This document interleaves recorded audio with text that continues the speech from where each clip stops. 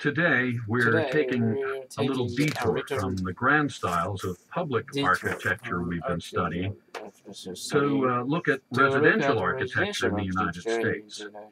Since this is something we can all identify with, I think it'll help us see the relationship between the function of a structure and its style or form.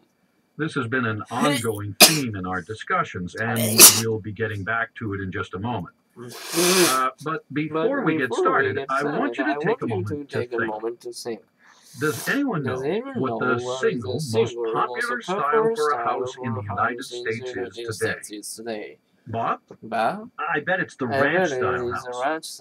Well, in this area, probably. But are we typical? Typical. Yeah, Sue. Yeah, Sue. How about the kind of house my grandparents live in? They call it a Cape Cod. Cape Cod. That's the one. That's the one. Here's a drawing of what we consider of a classic Cape Cod house. These days, you see this style all over the United States, but it first showed up in the U.S. Northeast, in the New England region, around the late 1600s. For those of you who don't know the Northeast coastal region, Cape Cod is a peninsula, a narrow strip of land that juts out into the Atlantic. And so many houses in this particular style were built on Cape Cod that the name of the place became the name of the style. Now, why did the Cape Cod style house become so popular in the Northeast? Well, one reason is that it's a great example of form following function. We've talked about this design principle a lot, about form following function. And what did we say it meant? Someone give me an application of this principle. What does this concept that form should follow function, how would it be applied to housing design? Well, if it means that the design of a building should be based on the needs of the people who use it, then, well, the architect has to be very practical to think about the people who will actually be living in the house or working in the office building, whatever. So, for the architect, it's all about the users, not about showing off how creative you can be. Good. Yeah. Of course, for a Cape Cod house, it might be even more accurate to say that form also follows climate. Who knows what the climate's like on Cape Cod? Cold in the winter. And whenever I visit my grandparents, it's really wet.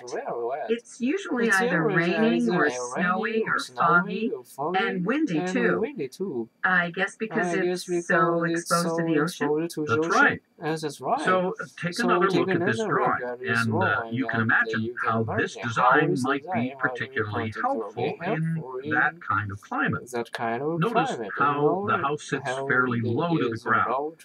This relatively low, compact structure helps the house withstand the strong winds blowing off the ocean.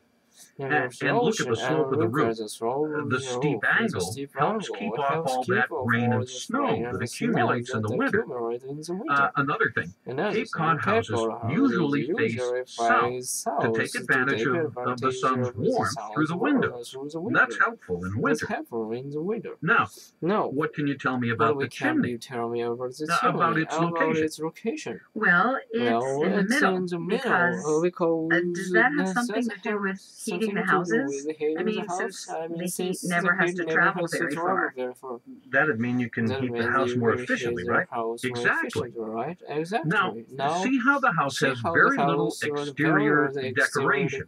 And that's also typical of early Cape Cod houses. The wind was one reason. Nothing sticking out that might blow away in the harsh weather. But there was probably another reason, not related to the climate. More a reflection of rural New England society back then. You see, Cape Cod houses were not built in the big cities where all the rich people lived back then. These were modest dwellings. The people who built them simply couldn't afford lots of expensive decorative details. But it was more than just a matter of money. In these rural areas, people depended on each other for survival. Neighbors had to help and support each other in a difficult environment. So you didn't want to appear to be showing off. You'd want to avoid anything that might set you apart from your neighbors, the same people you might need to help you someday. So all this helped to create an attitude of conformity in the community. And you can see why a modest, a very plain style would have become so widely imitated throughout rural New England. It is plain, but, it's nice looking. Good point. And in fact, it's precisely that aesthetic appeal, the purity, the nearly perfect proportions of the house, that's another reason for the Cape Cod's enduring popularity. Even in places where the climate's so mild that its functional design doesn't matter. What aspect